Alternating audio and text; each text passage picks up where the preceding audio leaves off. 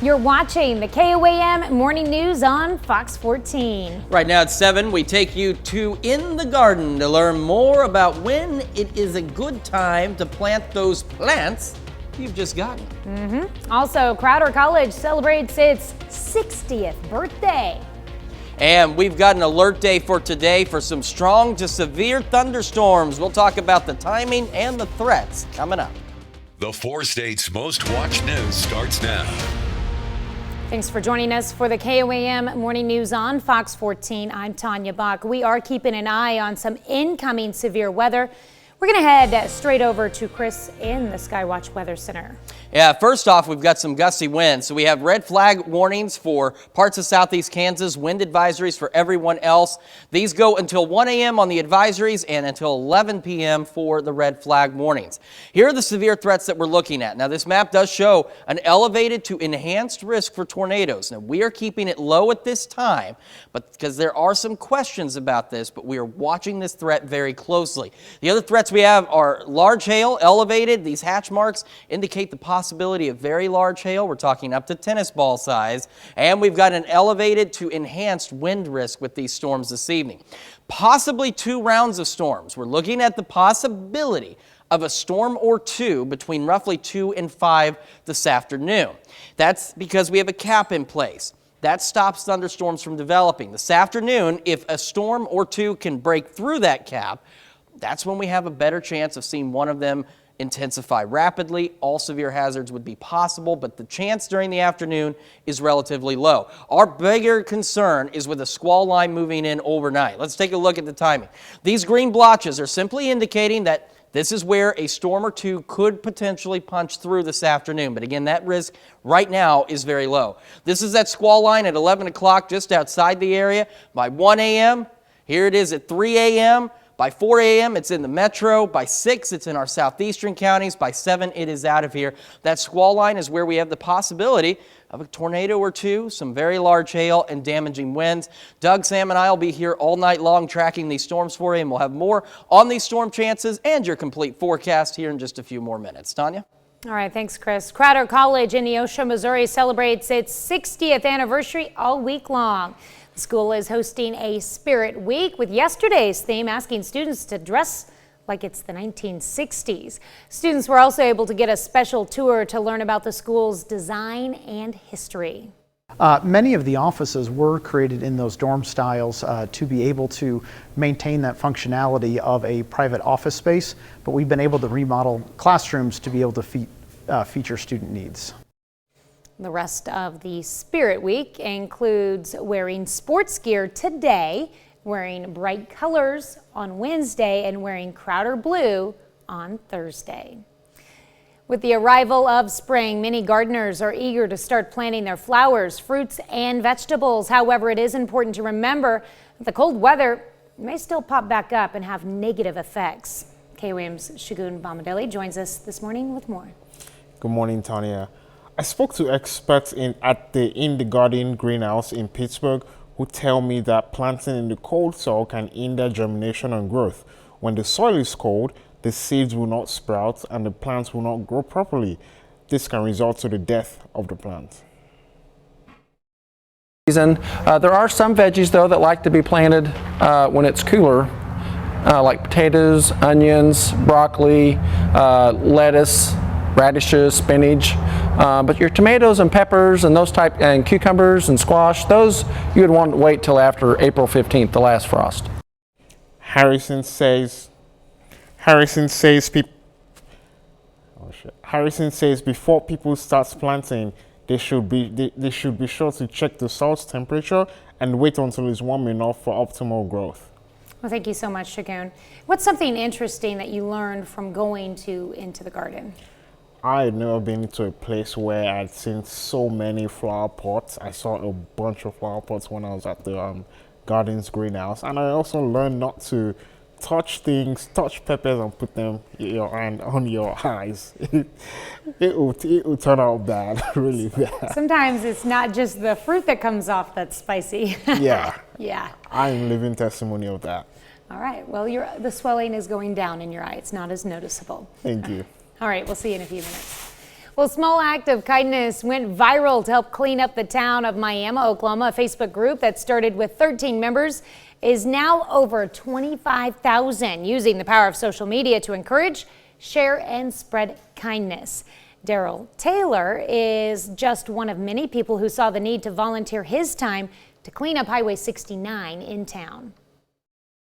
Well, I just noticed in my neighborhood there was an area that needed some attention, so I asked for some volunteers on my Facebook group, and I got several volunteers, so I thought, well, if we can do that little area, maybe we can move on to something bigger. Taylor, along with helpers, picked up more than 500 pounds of trash. Well, those cleanup efforts were partially inspired by a Facebook post telling Miami residents the NEO wrestling team would be performing as part of the major cleanup project. The team picked up trash in the area of Samwell Soccer Complex and the Miami Sanitation Department. In the post, organizers asked the public for donations of heavy-duty trash bags and gloves for the students.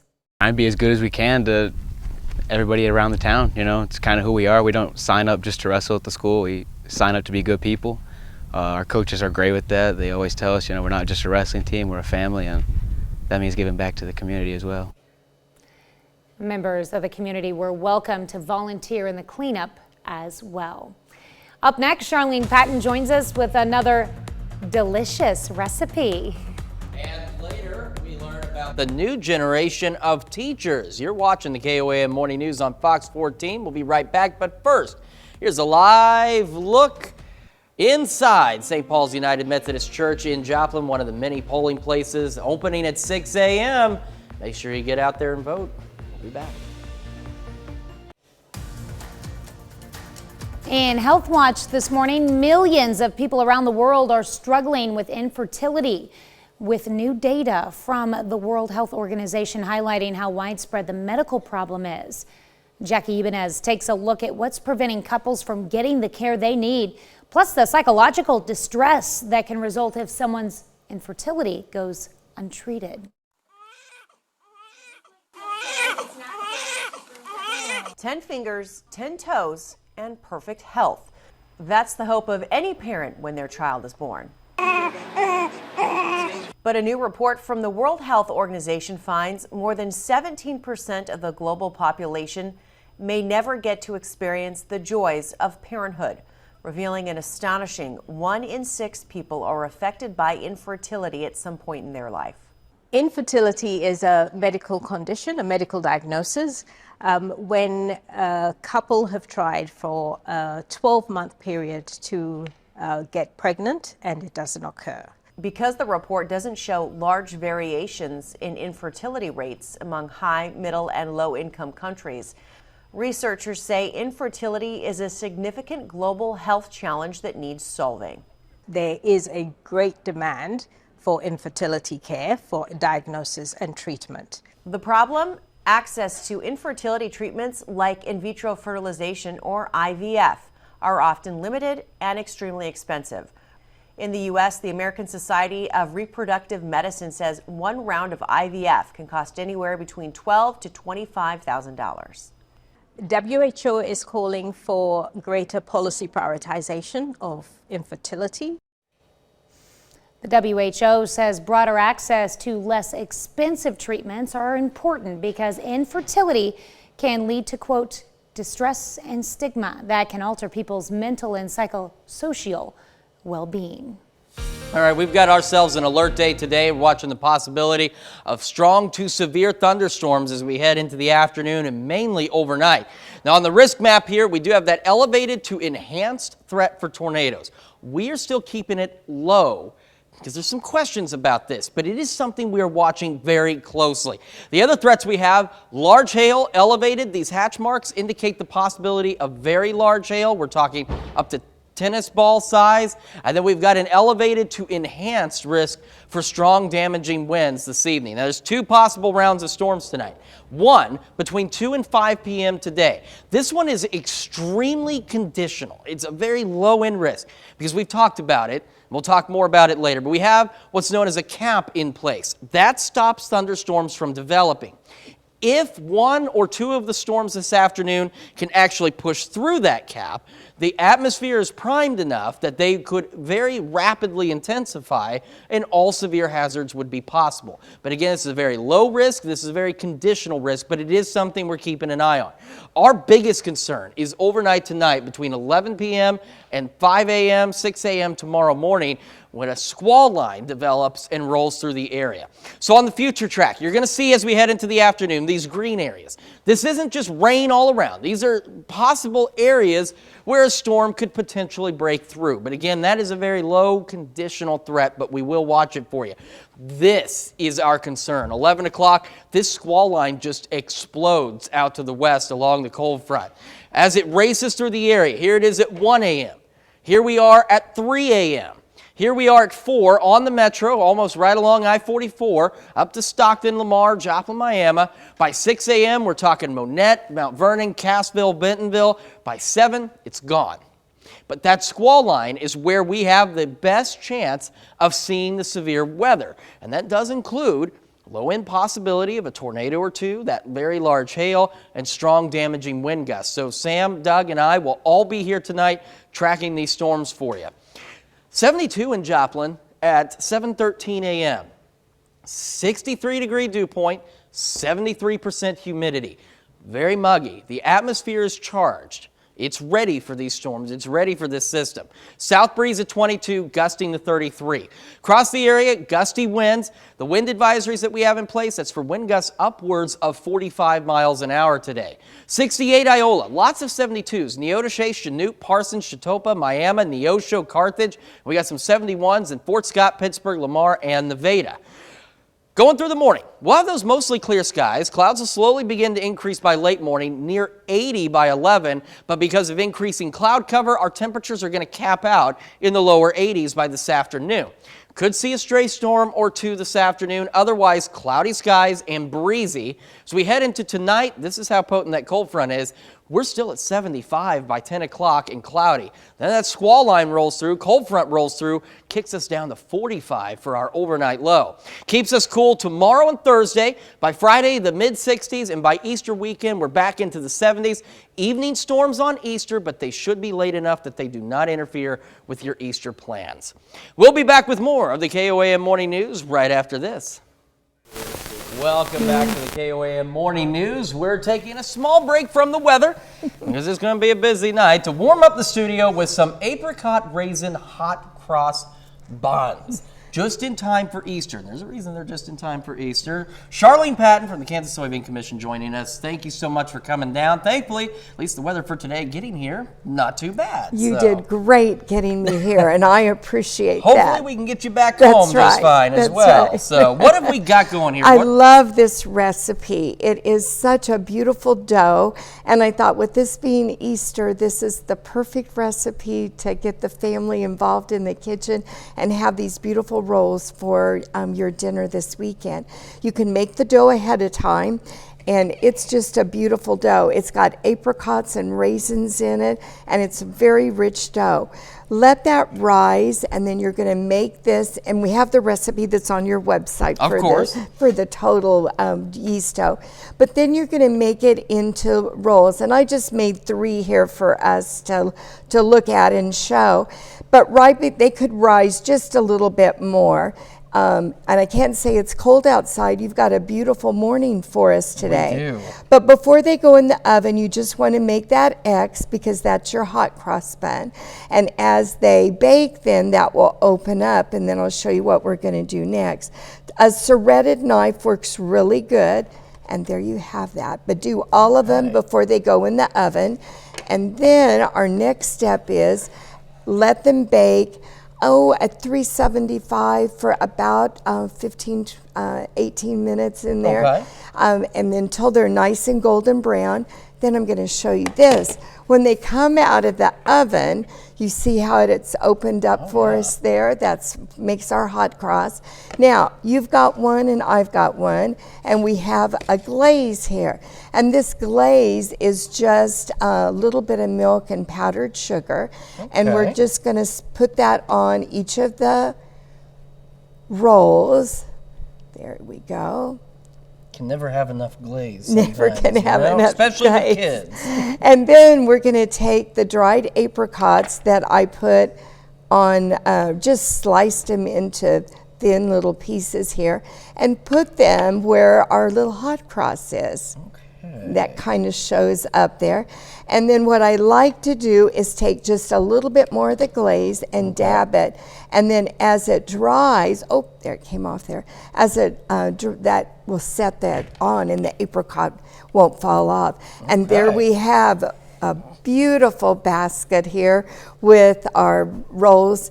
Makes 24 for the holidays. And then just real quick, I want to add that we have this wonderful new book that's available from the Soy Nutrition Institute, and everybody can get a copy. They can contact our office at 877-KS Soybean, or they can look for the link on the website. But it's 15 pages of great information and recipes. All right, Charlene, thank you so much. And of course, we'll have all this information on our website, KOAMnewsnow.com. We will be back with more right after this. Nearly 45% of public schools nationwide have at least one vacant teaching position, and more than half of the schools report feeling understaffed. And that's according to a recent survey by the National Center for Education Statistics. Astrid Martinez reports in post-COVID America, there may not be enough next generation teachers to fill the need. Could someone read number 4 for me? Nicole Nissel is teaching chemistry to 10th graders at Mount Olive High School in New Jersey. She's a college student filling in as a substitute as she finishes up her degree. Post-pandemic, Nissel knows her very presence is more valuable than ever. Teacher burnout is very, very high. There have been way more responsibilities added without anything else being added, such as help, such as more time. Added demands combined with low pay and morale led to an accelerated exodus from the teaching profession during and after the pandemic. It's also why fewer people are choosing careers in the classroom. I don't believe there's going to be enough teachers in the short term. Tonya Egan is with Kappa Delta Pi, a national organization that mentors future teachers, hoping to keep them committed to the profession. Even before COVID, 50% of teachers would quit teaching within the first 5 years. The lack of prospective teachers in the pipeline has politicians scrambling. President Biden and Democratic lawmakers are proposing higher teacher pay, as are about a dozen governors, both Democratic and Republican. The average public school teacher salary in the 2020-2021 school year was about $61,000, low compared to many careers requiring similar experience and education levels. So did you multiply these two? Nissel plans to stay in New Jersey, a state that is paying teachers more. Her mother, who's been teaching for 18 years, sees the other rewards. Watching a student learn something new and you see it in their eye, like, I got it. Having those moments keep us going. So I'd say for her to look for those moments. Nissel says she's already experienced that and hopes those moments will be enough to keep her working in the classroom. Astrid Martinez, CBS News, Flanders, New Jersey. A recent survey by Education Next finds 60% of Americans favor paying teachers more. That's the highest level in the survey's 15-year history. Of course, teachers do a lot. They certainly deserve to be paid a lot more for what they do. I think very few people here would say that they don't deserve it, yeah. Oh, absolutely. We love our teachers. We do indeed. And of course, we're still tracking severe thunderstorm chances, and we've got some more news for you. We'll be right back. The 4 states' most watched news starts now.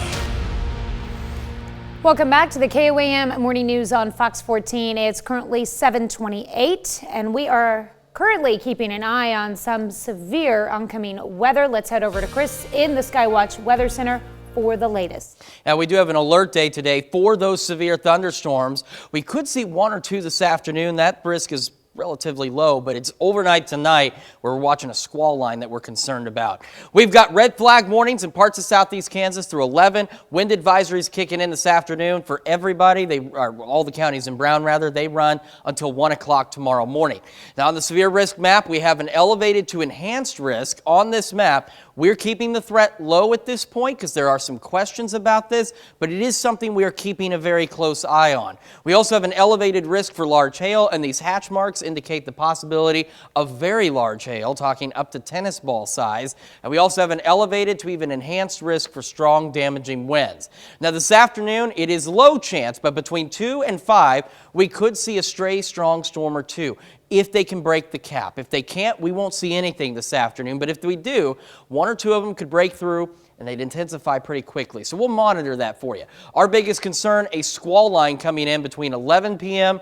tonight and 6 a.m. tomorrow morning. So we could, again, see a stray storm or two this afternoon, but that risk is very conditional. Here's that squall line at 11. Here it is at 1 a.m. across southeast Kansas. Rolls to the east by 3 a.m. It's over Pittsburgh, Nevada, coming into Lamar and Stockton. By 4, it's in Stockton, Lamar, Joplin, Miami.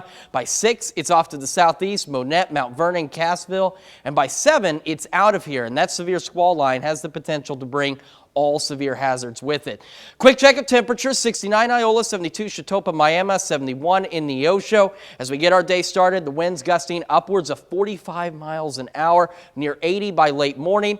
Temperatures cap out at the lower 80s as we get cloud cover increasing. Again, maybe a storm or two, otherwise cloudy, breezy.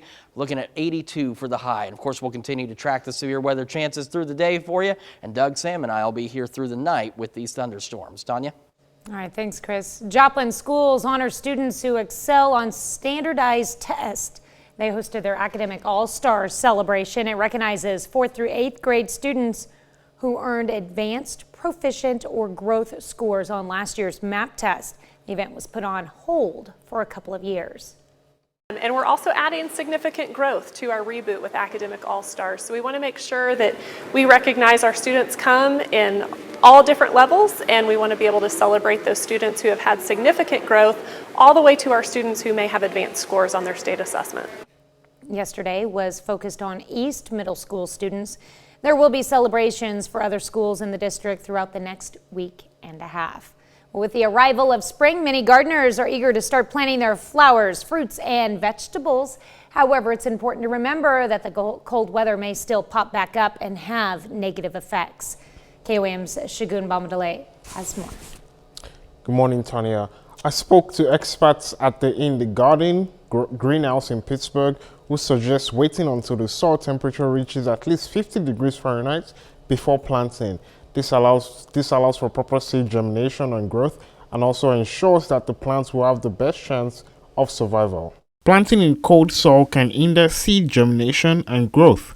When the soil is too cold, the seeds will not sprout and the plants will not grow properly. There are some veggies though that like to be planted when it's cooler, like potatoes, onions, broccoli, lettuce, radishes, spinach, but your tomatoes and peppers and those type, and cucumbers and squash, those you would want to wait till after April 15th, the last frost. Planting too early can result in stunted growth or even death of the plant. Just the ambient temperature outside, it's how warm is the soil.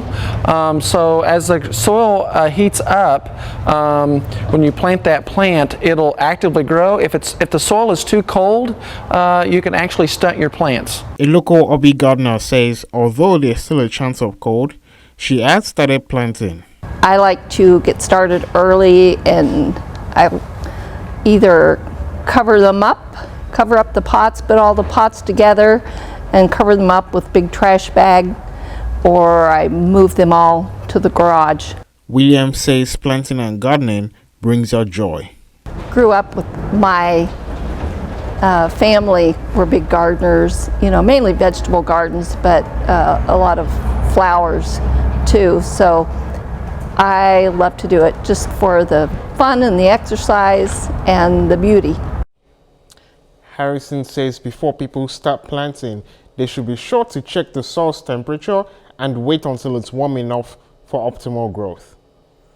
Thank you so much, Shagun. And what are some of those plants that gardeners can be planting right now? I think a very good example would be potatoes, tomatoes, and broccolis. You can, when people plant those type of crops, they can cover it with like trash bags, or keep it away from the wind or the flood. All right, sometimes, like you said, it depends on how you plant it and take care of it once it's in the ground. Thank you. All right, thank you so much, Shagun. And that's a look at our top news stories coming up this half hour in the KOAM Morning News. Are you interested in Harry Potter? Who isn't? I mean, come on. Then you might want to tune into this upcoming story about a possible TV show. And we're keeping an eye on the possibility of some strong to severe thunderstorms this afternoon, especially into the overnight hours. We'll have the latest on our forecast coming up. You're watching the KOAM Morning News on Fox 14. More real news in the morning. We'll be right back, but first, here's a live look outside the St. Paul's United Methodist Church, actually inside, as polls have been open for more than an hour now in Missouri.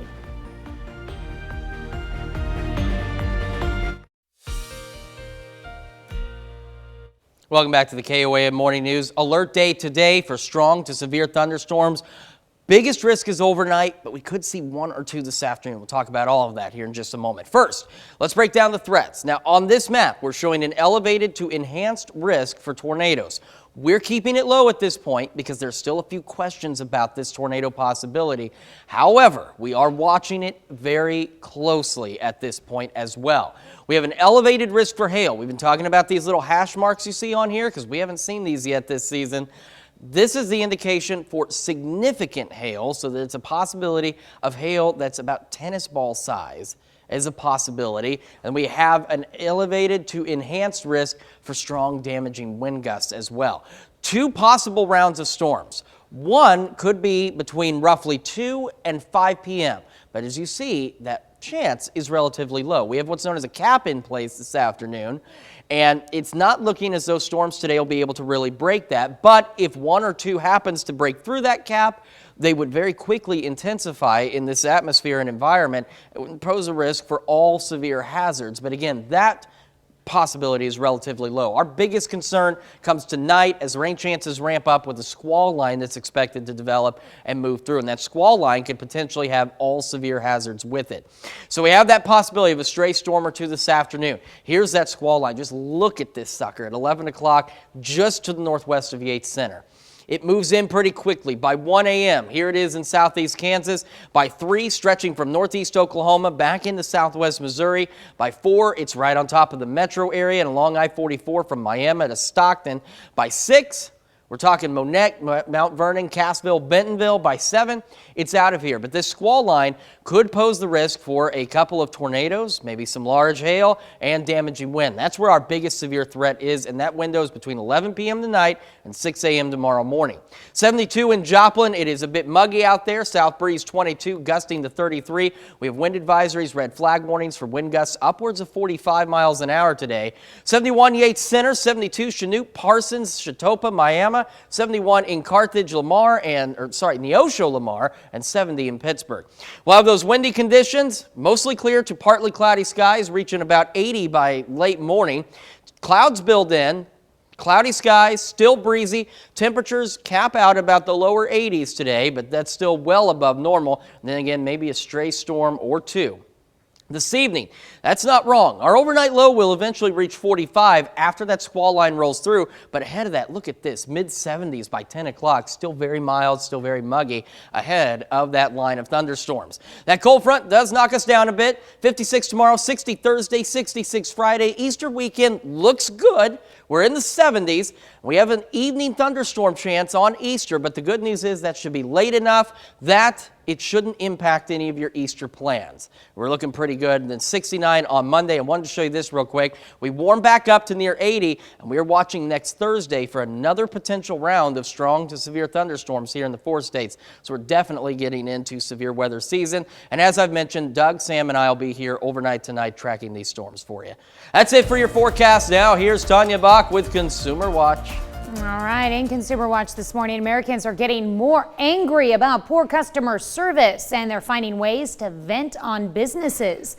An Arizona State University survey says Americans are facing record high numbers of problems in customer service. 74% of Americans reported troubles with products and services. That's up from 66% in 2020 and 56% in 2017. Now, customer service experts say pandemic-caused labor shortages and business cost-cutting measures Our Factors, a customer service consultant, recommends that customers should not revisit businesses they've already had a negative experience with and to try smaller, more client-focused businesses. When you do have an issue, go to the top management rather than the frontline workers. Harry Potter TV series could be making its way to screens soon. Warner Brothers Discovery is working on a deal to bring the series to HBO Max. Each season would be based off of a different book in the original Harry Potter book series. That's according to Bloomberg. Warner Brothers Discovery is also in talks with author J.K. Rowling to come on board as a producer. This would be the latest creation about the Hogwarts world, following a Broadway show, video games, and a Fantastic Beast movie spin-off series. Can't wait for that. Well, a bipartisan group of lawmakers is coming out swinging against Sony, saying the PlayStation maker may be violating the Japan-U.S. trade agreement by getting preferential treatment. Iman Digman has more from New York. Congress is stepping into the console wars. Some lawmakers looking for the Biden administration to take on Sony's business practices in Japan. Washington Senator Maria Cantwell leading a bipartisan group confronting U.S. Trade Representative Katherine Tai. They've also sent a letter to Commerce Secretary Gina Raimondo, saying they're concerned about Sony taking advantage of, quote, the Japanese government's effective policy of non-prosecution when it comes to Sony. In other words, the lawmakers claim Sony is breaking the rules in Japan and it's not getting punished. They say the situation could be a serious barrier to U.S. exports, and they're concerned Sony's market share in the country, as high as 98% by some estimates, could violate the U.S.-Japan trade agreement. This could all be a legislative pushback to Sony's opposition to the Microsoft-Blizzard merger. Microsoft has faced concerns from Sony and multiple governments that they'll have an effective monopoly if the acquisition goes through. Microsoft and Activision have promised to keep the perennial bestseller Call of Duty on rival Sony's PlayStation console for the next 10 years. We'll be right back with more after this, but first, let's take a look at the market prices before the opening bell.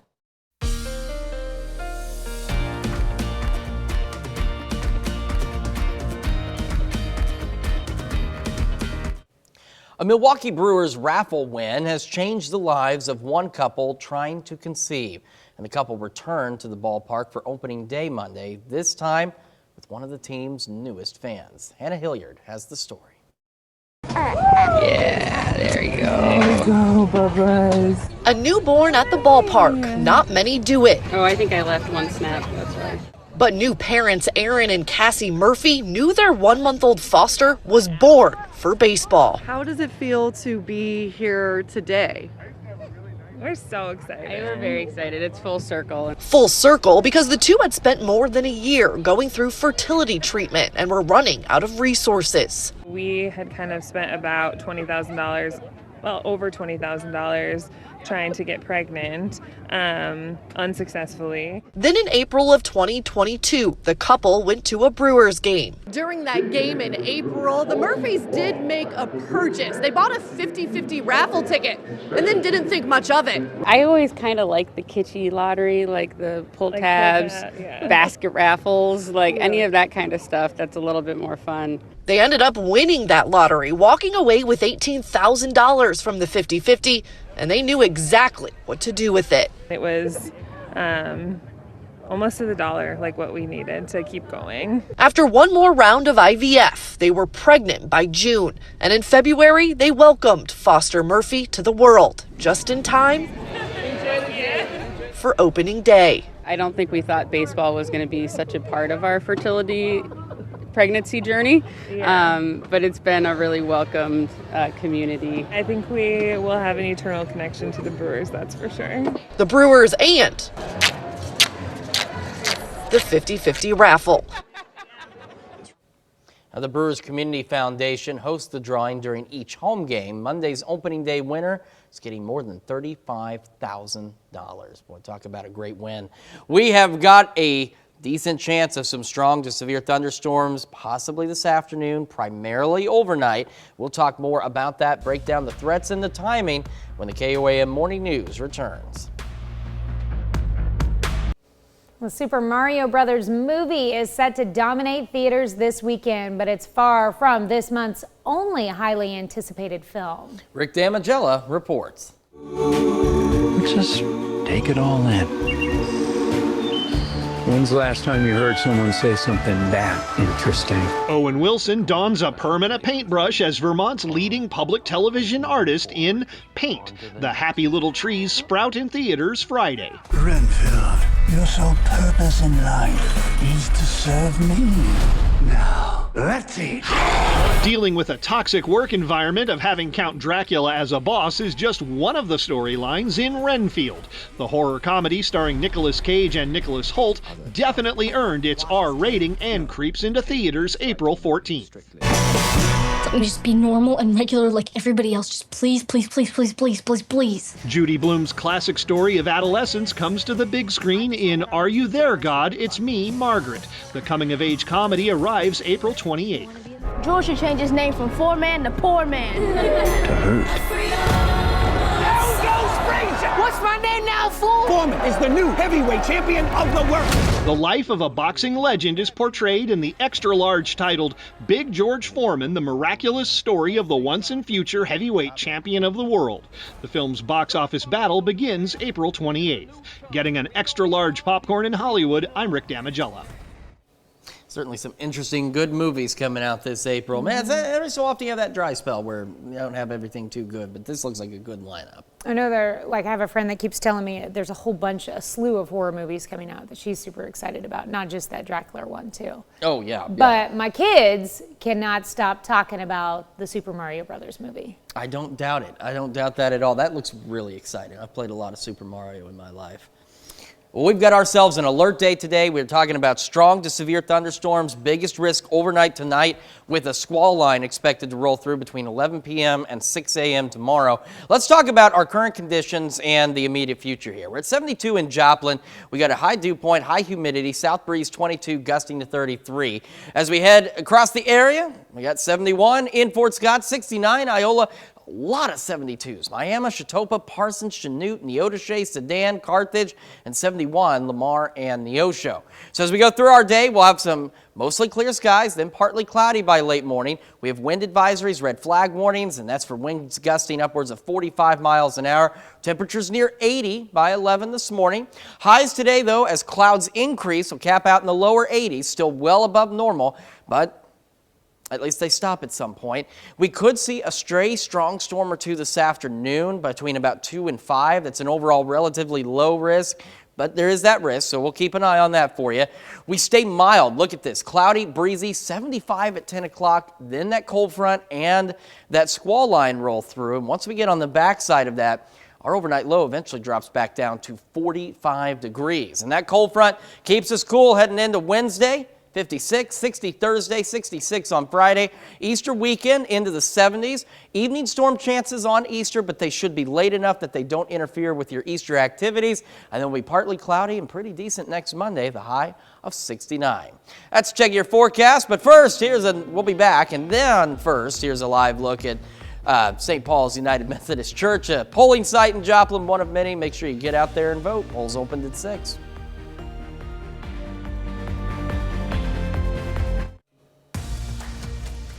Here's a check of today's top headlines, the news you need to know before you head out the door. Small act of kindness goes viral to help clean up the town of Miami, Oklahoma. A Facebook group that started with 13 members now has more than 25,000 and is using the power of social media to encourage, share, and spread kindness. Amber Childers is one of many people who saw the need to volunteer her time to clean up Highway 69 in town. And those cleanup efforts were inspired in part by a Facebook post telling Miami residents that the NEO wrestling team would be performing a major part of the cleanup project. The team picked up trash in the area of Samwell Soccer Complex and the Miami Sanitation Department. In the post, organizers asked the public for donations of heavy-duty trash bags and gloves for the students. Crowder College in Neosho, Missouri is celebrating its 60th anniversary all week long. The school is hosting a Spirit Week with yesterday's theme, asking students to dress like it's the 1960s. Students were also able to get a special tour to learn about the school's design and history. All right, alert day today. Strong to severe thunderstorms possible this afternoon. but likely as we head into the overnight hours between about 11 p.m., 6 a.m. tomorrow. Highs lower 80s. Again, maybe a stray storm or two this afternoon. Otherwise, cloudy, breezy, wind advisories, red flag warnings, winds gusting 45. We stay mild to about 10 o'clock, 75 degrees. Then we have a temperature drop back down to 45 once that cold front and squall line roll through tonight. A little cooler tomorrow and on Thursday, better on Friday, and a pretty decent Easter weekend for us. So, and any storm chances on Easter should wait until after you're doing all your Easter stuff. Well, thank you so much for letting us the good in your morning. We'll continue to monitor the severe threat through the day and have more news and weather at noon. Have a great morning and an even better day.